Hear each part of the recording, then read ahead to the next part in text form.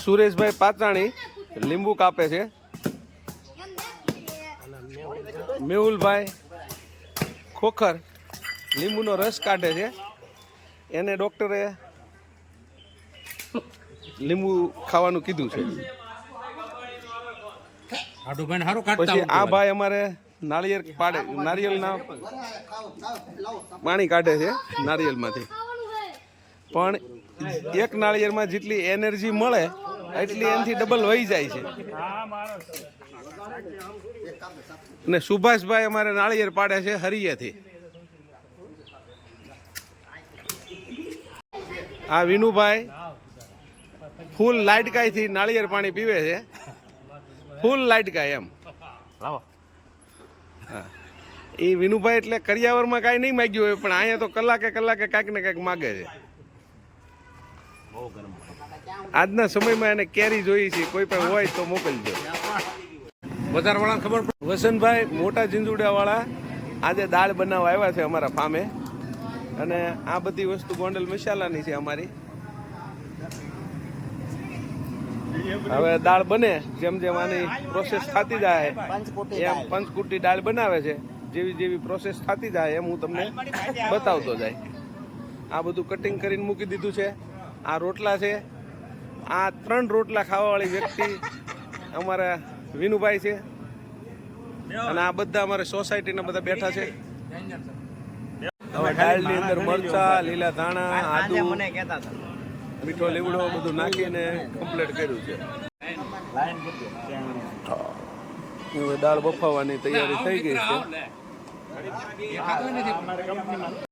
હવે તેલ ગરમ થાય છે વઘાર કરવા માટે. વસંતભાઈ હવે વઘાર કરવા બેઠા છે.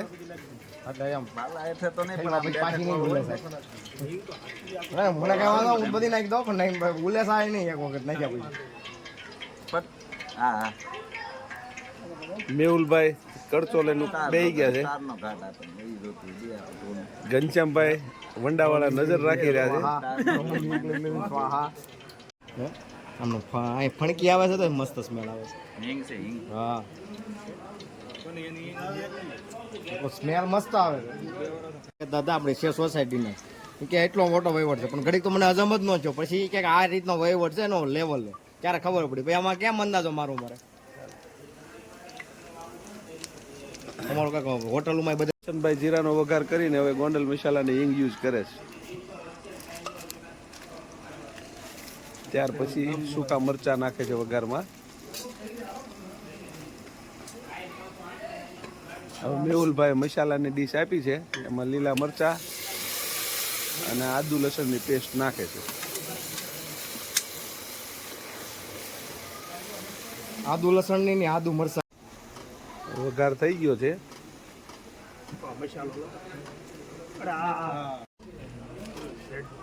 ગોંડલનો કિચન કિંગ મસાલો વઘારમાં નાખીએ છીએ.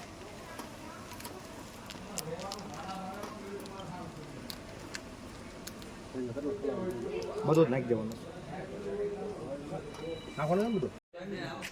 વસંતભાઈ જે દાળ બનાવીને એમાં હવે જો બધું પીરસવાનું બધું ચાલુ થઈ ગયું છે. એક બાજુ કાંદા છે, એક બાજુ ટમેટા છે, હારે રોટલા, જીરા મીઠાવાળી છાશ. કાનભાઈ અમારે ગોળના ટુકડા લઈને આટા મારે છે. અને અમારી સોસાયટીના ભગીરથ પ્રયાસ વાળી વ્યક્તિ ભગીરથભાઈ એ અત્યારે બધાને દાળ આપે છે.